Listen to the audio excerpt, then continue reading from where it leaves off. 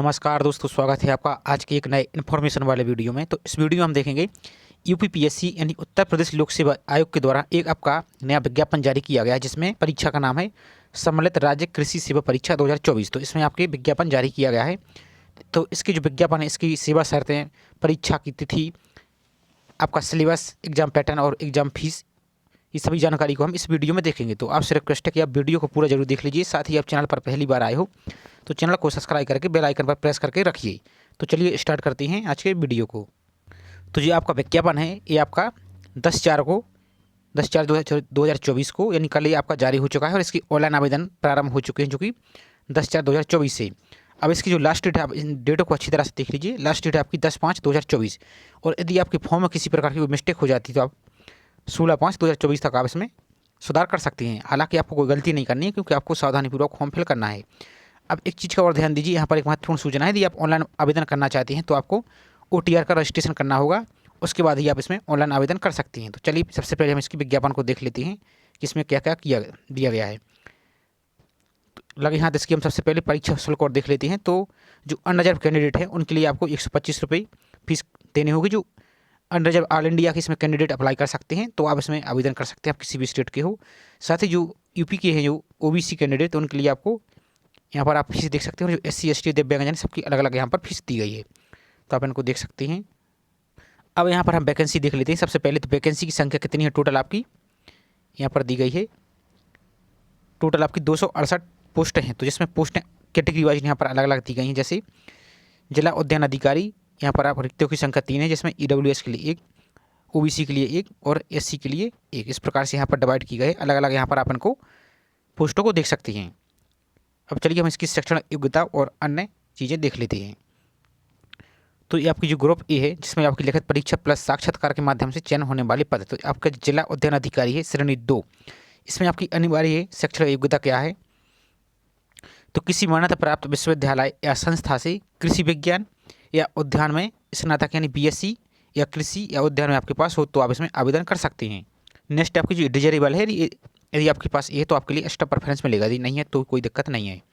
Next है आपकी प्रधानाचार्य राजकीय खाद्य विज्ञान प्रशिक्षण केंद्र या खाद्य प्रसंस्करण अधिकारी श्रेणी 2। इसमें आपकी किसी मान्यता प्राप्त विश्वविद्यालय या संस्थान से आपकी विज्ञान में स्नातक यानी साइंस में आप जैसे BSc किए हैं और BSc में आपके एक विषय के रूप में आपकी केमिस्ट्री होनी चाहिए।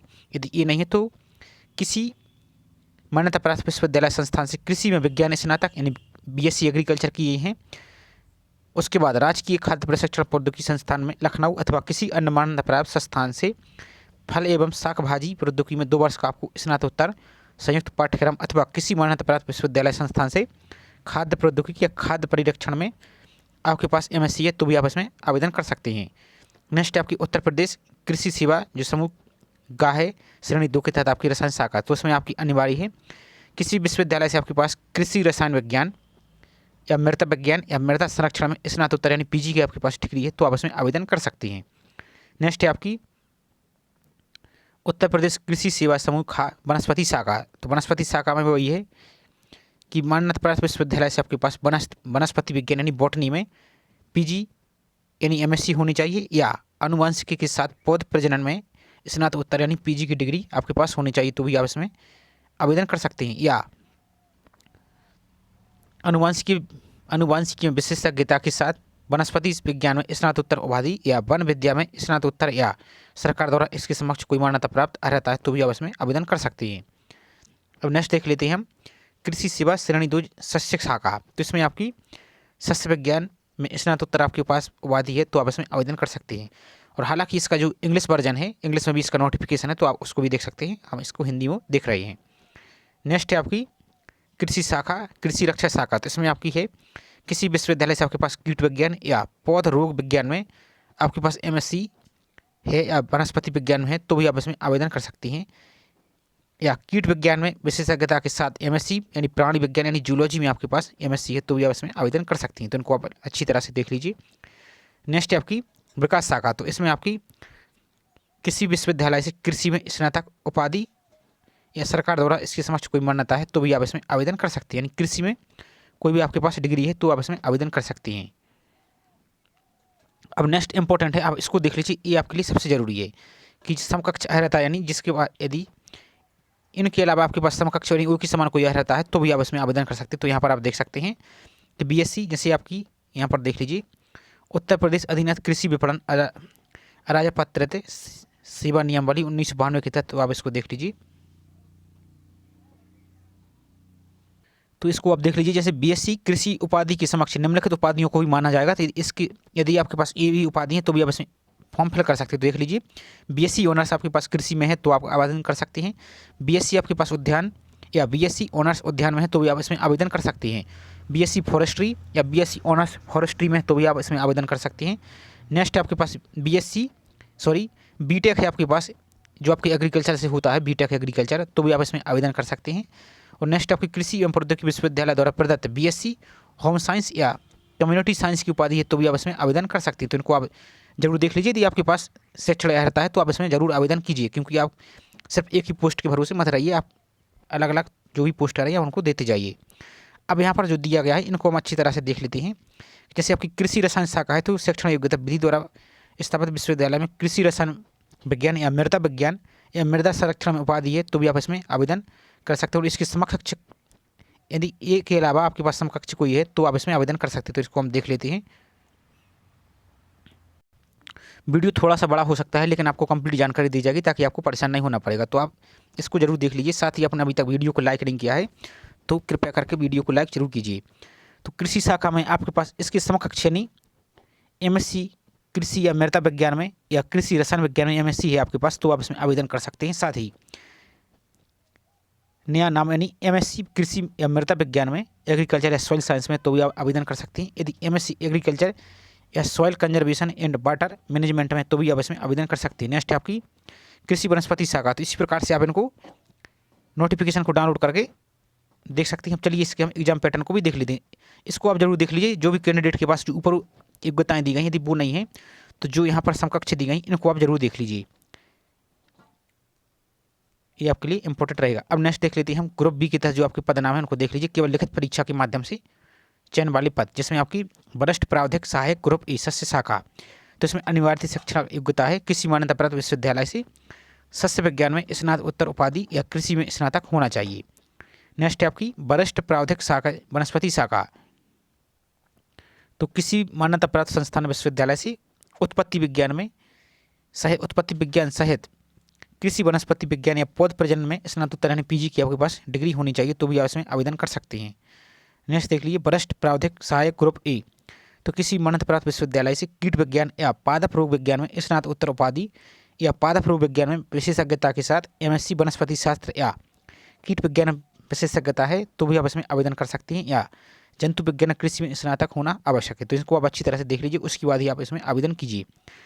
इसी प्रकार से आप इनको समस्त पदों को आप देख सकते हैं। अब इसके हम चलिए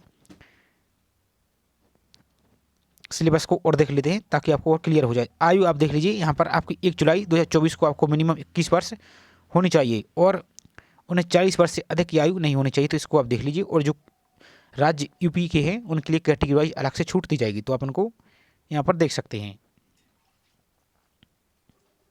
तो अब आपकी परीक्षा योजना है, तो इसको आप देख लीजिए।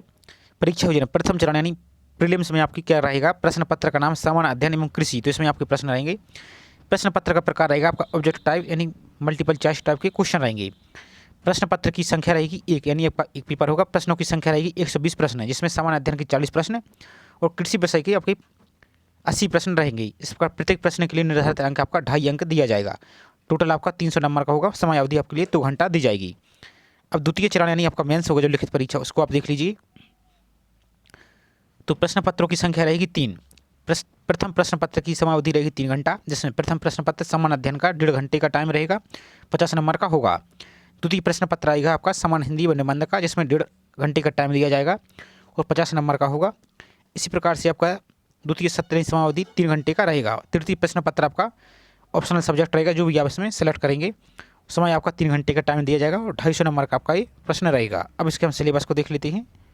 अब यहाँ पर आप नोट में दिया गया है, तो प्रथम प्रश्न पत्र सामान्य अध्ययन में 10 प्रश्न अति लघु उत्तरीय प्रश्न होंगे, जिसमें शब्द सीमा आपकी 25 है और 5 प्रश्न आपके लघु उत्तरीय रहेंगे, जिसमें 3 अंक रहेंगे। शब्द सीमा 75 शब्द रहेगी। इसी प्रकार से आप इनको सिलेबस को आप देख लीजिए डाउनलोड करके। नेक्स्ट है आपका परीक्षा का तृतीय चरण यानी साक्षात्कार, तो आपका 50 नंबर का होगा, केवल उन पदों के लिए जिनमें साक्षात्कार होना है। तो आप इनको देख सकते हैं।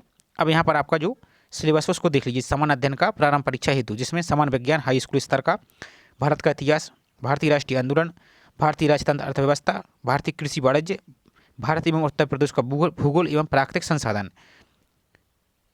नेक्स्ट है, आप यहाँ पर देख लीजिए। नेक्स्ट है आपका आधुनिकतम राष्ट्रीय अंतर्राष्ट्रीय घटनाचक्र, घटनाक्रम एंड करंट अफेयर्स, सामान्य बौद्धिक एवं तार्किक क्षमता, उत्तर प्रदेश शिक्षा संस्कृति, व्यापार उद्योग, सामाजिक प्रथाओं के संबंध में, और परिस्थिति एवं पर्यावरण। ये आपका सभी अंक गणित, बीज गणित, रेखा गणित, ये सभी आपका रहेगा। अब कृषि विषय है, तो यहाँ पर आपका सब अलग अलग सिलेबस दिया गया है, तो आप इनको नोटिफिकेशन को डाउनलोड करके अच्छी तरह से आप रीड कर सकते हैं। इसके बाद आपका जो लिखित परीक्षा है आपकी मुख्य परीक्षा मेंस का, तो यहाँ पर आपका ये सिलेबस दिया गया है, तो इनको आप अच्छी तरह से देख लीजिए। यहाँ पर आपका ये सिलेबस दिया गया है, तो उनको आप देख लीजिए। उसके बाद ये आप इसमें आवेदन कीजिए। तो इस प्रकार से आप इसमें आवेदन कर सकते हैं। डेट आप यहाँ पर देख लीजिए, डेट यहाँ पर दी गई है। और सबसे पहले आपको OTR रजिस्ट्रेशन करना होगा, और इसमें ऑल इंडिया कैंडिडेट अप्लाई कर सकते हैं, लेकिन शर्त यही रहेगी कि जो अदर स्टेट का, यूपी के बाहर का है, वो अनरिजर्व कैंडिडेट में काउंट होगा। तो आप इनको देख सकते हैं। तो वीडियो आपको पसंद आया हो और हेल्पफुल लगा हो तो प्लीज़ वीडियो को आप लाइक जरूर कर दीजिए। साथ ही आप चैनल पर पहली बार आए हो तो चैनल को सब्सक्राइब करके बेल आइकन पर प्रेस करके रखिए। तो चलिए मिलते हैं इसी तरह नेक्स्ट वीडियो में। जय हिंद।